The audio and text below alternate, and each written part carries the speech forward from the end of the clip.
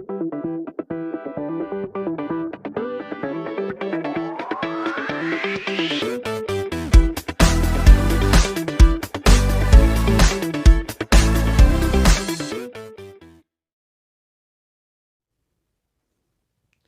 Students, my name is Sahil Mahajan and I am your chemistry lecturer. So अब तक हमने electrochemistry के 6 लेक्चर्स कर लिए हैं। आज मैं आपके सामने लेके आया हूँ 7th लेक्चर।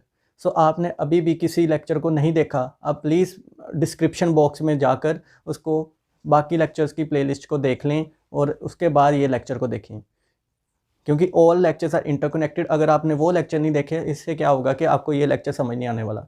पिछले लेक्चर में हमने इलेक्ट्रोड पोटेंशियल की बात की थी, स्टैंडर्ड इलेक्ट्रोड पोटेंशियल की बात की थी, ईएमएफ वर्सेस सेल पोटेंशियल की बात की थी। आज हम देखेंगे कि स्टैंडर्ड इलेक्ट्रोड पोटेंशियल जो होता है उसको मेजरमेंट कैसे करते हैं, उसको मापने का क्या तरीका है। ठीक है, आज मैं अपना टॉपिक स्टार्ट करता हूँ, measurement of standard electrode potential.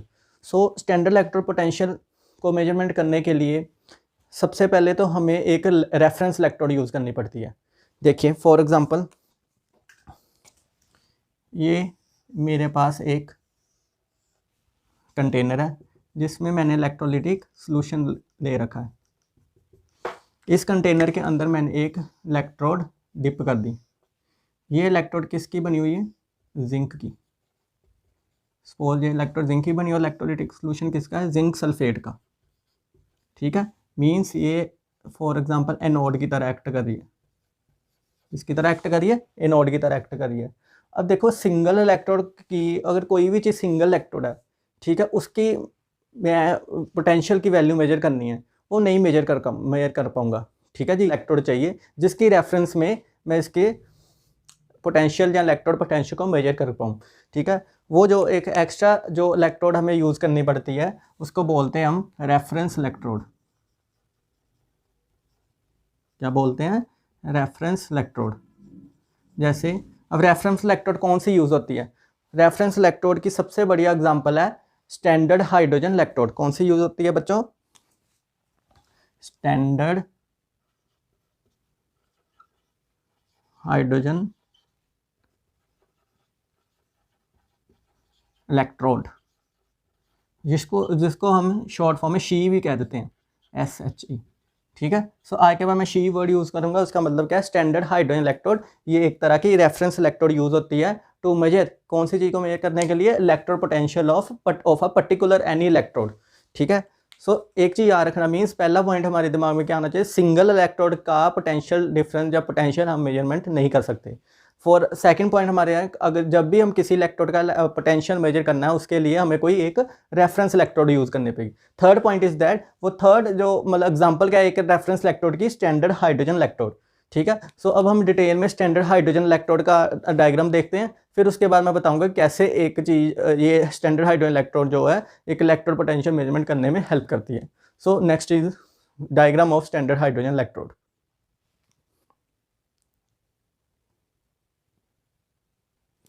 हम डिटेल में अब डायग्राम देख रहे हैं। This is the diagram standard hydrogen electrode. ये एक इलेक्ट्रोलिटिक सोल्यूशन है। यहाँ पे इलेक्ट्रोलिटिक सोल्यूशन में क्या लिया जाता है? H पॉजिटिव आयन लिए जाते हैं, और उस H positive ions means hydronium ions की कंसनट्रेशन फिक्स होती है कितनी? 1 मोलर। ठीक है, यहाँ से हाइड्रोजन गैस पास की जाती है। क्या पास की जाती है बच्चों? Hydrogen gas. उसका प्रेशर क्या होता है? 1 बार प्रेशर। ठीक है, और ये जो आप नीचे रेड कलर का पार्ट देख रहे हैं इसको हम बोलते हैं, ये ऊपर जो प्लेटिनम वायर है, ये क्या है? ऊपर प्लेटिनम वायर। तो नीचे प्लेटिनम वायर को ब्लैक कोट किया जाता है।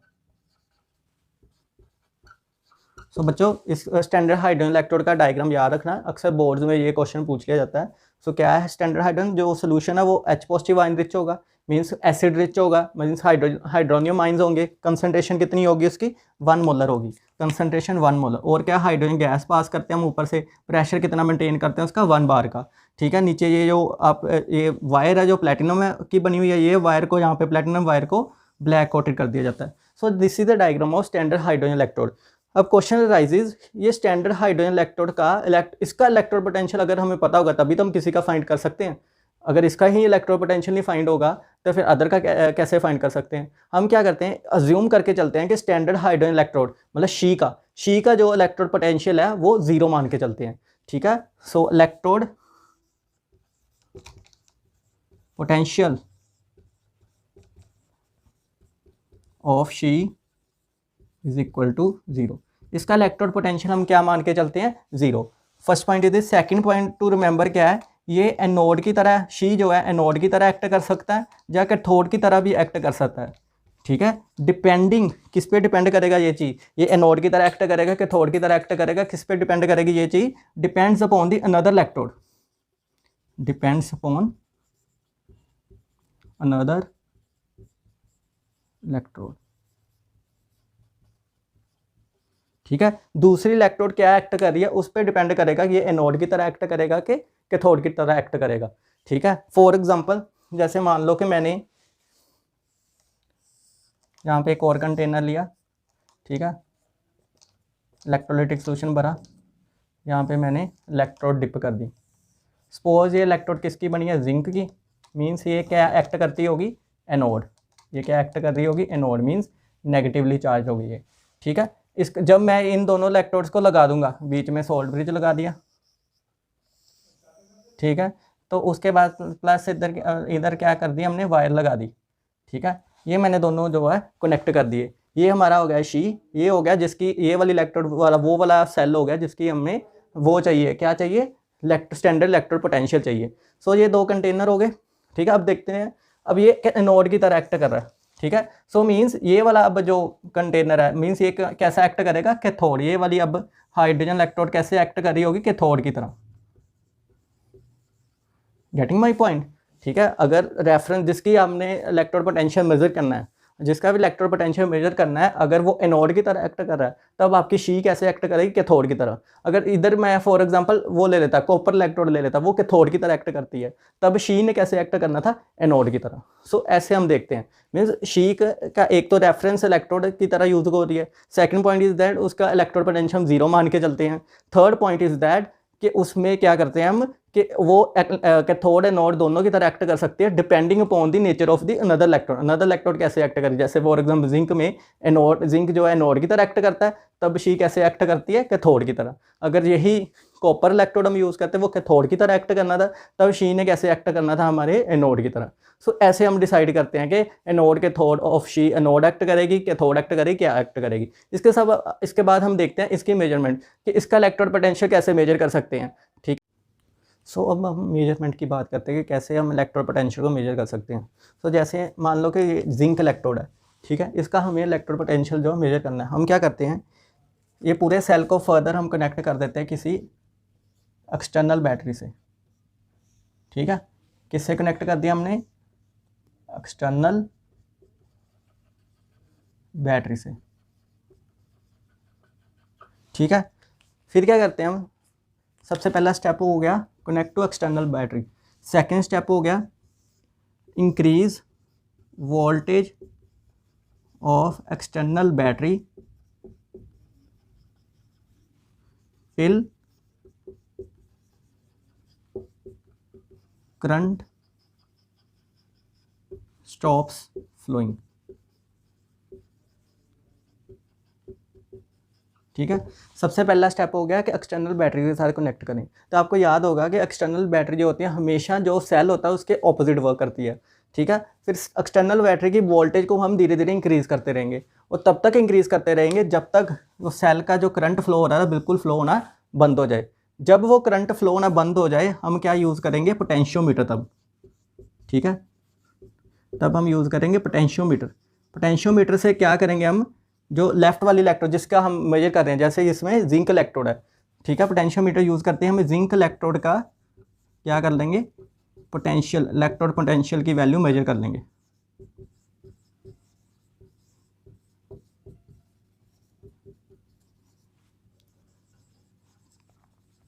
ठीक है। थर्ड स्टेप क्या होगा? पोटेंशियोमीटर के साथ कनेक्ट कर देंगे सेल को। जैसे पोटेंशियोमीटर, जैसे ही करंट फ्लो होना स्टॉप हो जाएगा वहाँ पे हम क्या करेंगे? जिंक इलेक्ट्रोड की पोटेंशियल की वैल्यू को नोट कर लेंगे, ठीक है। फिर मैंने फोर्थ स्टेप क्या होगा? आपको मैंने ना एक फॉर्मूला कराया था, वो फॉर्मूला क्या था? E cell is equal to E naught cell is equal to E naught cathode minus E naught anode.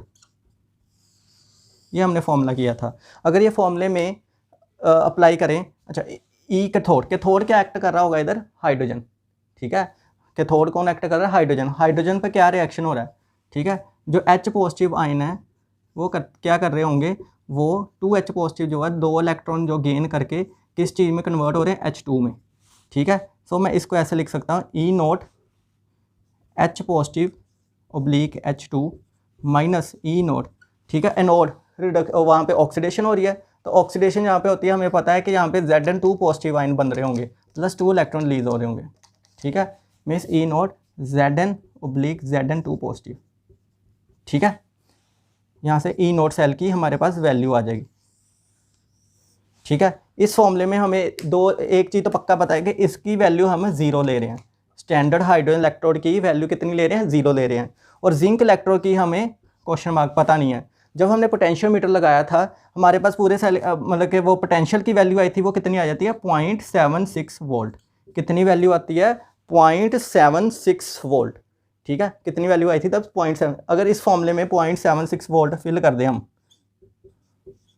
ठीक है, इसकी पता है 0, हमारे पास ई नोट सेल की वैल्यू आ जाएगी। ई नोट सेल की वैल्यू क्या होगी, 0 माइनस 0.76 वोल्ट, और कितनी वैल्यू आ जाएगी, माइनस 0.76 वोल्ट, ठीक है। ये वैल्यू आ गई हमारी जिंक इलेक्ट्रोड की इलेक्ट्रोड पोटेंशियल की। So are you getting my point, ठीक है। ये इसकी वैल्यू आ गई जिंक इलेक्ट्रोड की इलेक्ट्रोड पोटेंशियल। और ये कौन सी वैल्यू आई, SRP, स्टैंडर्ड रिडक्शन पोटेंशियल आया जिंक का, ठीक है। इसकी अगर कोई आपको SOP वैल्यू पूछेगा, वो क्या होगी, सिंपली माइनस 0.76 को प्लस कर दो, प्लस 0.76 वोल्ट। ये इसकी स्टैंडर्ड ऑक्सीडेशन पोटेंशियल की वैल्यू आ जाएगी। माइनस 7.76 वोल्ट किसकी आई, स्टैंडर्ड रिडक्शन पोटेंशियल की वैल्यू आई। सो ऐसे हम एक क्या कहते हैं, इलेक्ट्रोड पोटेंशियल किसी चीज़ का मेजर करते हैं। फिर से मैं रिपीट करता हूँ, पहला स्टेप क्या करना हमने, सबसे पहले एक्सटर्नल बैटरी लगा दो, रेफरेंस। सबसे पहले तो वैसे तो स्टेप ऐसे लिखना चाहिए, सबसे पहले रेफरेंस इलेक्ट्रोड लगाओ। कौन सी रेफरेंस इलेक्ट्रोड लेनी है, शी, स्टैंडर्ड हाइड्रोजन इलेक्ट्रोड। उसकी पोटेंशियल की वैल्यू कितनी लेनी है, 0। फिर उसके बाद एक्सटर्नल बैटरी लगाई। एक्सटर्नल बैटरी का हमें पता है कि हमेशा जो है ऑपोजिट वर्क करती है टू दी सेल, ठीक है। उसकी वोल्टेज धीरे धीरे एक्सटर्नल बैटरी की इंक्रीज करो। जैसे बैटरी की एक्सटर्नल बैटरी की वोल्टेज इंक्रीज करेंगे, करंट फ्लो होना स्टॉप हो जाएगा। जब करंट फ्लो होना स्टॉप हो गया, तब पोटेंशियल मीटर पे वोल्टेज की वैल्यू नोट कर लो। तो जिंक के केस में वो वोल्टेज की वैल्यू कितनी आती है, 0.76 वोल्ट, ठीक है। फिर लास्ट में हमने फॉर्मूला यूज़ करना है, ठीक है। E naught cell is equal e naught cathode minus E naught anode, ठीक है। कैथोड यहाँ पे हाइड्रोजन इलेक्ट्रोड एक्ट करी थी, उसकी वैल्यू हमने कितनी ली है, 0। हाइड्रोजन इलेक्ट्रोड की जो वैल्यू है, हमने मान के चले हैं रेफरेंस इलेक्ट्रोड की वैल्यू कितनी लेनी है, 0, ठीक है। जिंक वाले की अभी हमने पोटेंशियोमीटर से मेजर किया कितनी आई, 0.76 वोल्ट। तो ओवरऑल सेल की वैल्यू 0, मतलब ये हाइड्रोजन वाली कैथोड की, माइनस यहाँ पे नोड की 0.76 वोल्ट। ओवरऑल आंसर आ गया माइनस 0.76 वोल्ट। ये स्टैंडर्ड रिडक्शन पोटेंशियल आ गया ये वाले पूरे सेल का, ठीक है। सो स्टैंडर्ड ऑक्सीडेशन पोटेंशियल कितना होगा, प्लस माइनस 76 वोल्ट को बस प्लस कर दें, 0.76 वोल्ट, ये स्टैंडर्ड ऑक्सीडेशन पोटेंशियल आ जाता है। सो ऐसे हम किसी भी इलेक्ट्रोड का उसका इलेक्ट्रोड पोटेंशियल जो है फाइंड आउट कर सकते हैं यूजिंग स्टैंडर्ड हाइड्रोजन इलेक्ट्रोड। सो ये था हमारा measurements of electrode potential using standard hydrogen electrode. Standard oxidation potential, standard electrode potential पढ़ तो रहे हैं, इस चीज़ का फ़ायदा क्या है, सिग्निफिकेंस क्या है। सो इस वाले पोर्शन में हम देखेंगे कि significance of standard electrode potential. और स्टैंडर्ड इलेक्ट्रोड पोटेंशियल में हम सिग्निफिकेंस देखने से पहले मैं आपको पूछना चाहूँगा कि क्या आपको पता है कि what is oxidation, what is reduction, what are oxidising agent, what are reducing agent, ठीक है। अच्छा, मैं थोड़ी सी बात करता हूँ पहले कि रिड्यूसिंग एजेंट क्या है, जिसकी क्या होती है, खुद की ऑक्सीडेशन होती है, खुद की जिस चीज़ की ऑक्सीडेशन हो, ठीक है, वो दूसरे बंदे को रिड्यूस करता है, दूसरी चीज़ को रिड्यूस करता है, ठीक है। और रिड्यूसिंग एजेंट क्या होगा, जिसकी खुद की ऑक्सीडेशन हो और दूसरे को रिड्यूस करे। और ऑक्सीडाइजिंग एजेंट क्या है कि जो खुद को रिड्यूस, जिसकी खुद की रिडक्शन हो रही है और दूसरे को ऑक्सीडाइज कर रहा है, ठीक है। ये चीज़ बस अब यही देखने वाले हैं हम इस चीज़ का सिग्निफिकेंस क्या है, ठीक है। फिर मैं आपको एक स्टेटमेंट निकालता हूँ, जितनी ज़्यादा अपवर्ड साइन का मतलब क्या, ज़्यादा positive SRP value means standard reduction potential value, ठीक है, मीन्स उतनी ज़्यादा उसकी रिड्यूसिंग उसकी उतनी जल्दी उसकी रिडक्शन हो जाएगी, ठीक है। मीन्स उतना ही ज़्यादा अच्छा वो ऑक्सीडाइजिंग एजेंट एक्ट करेगा,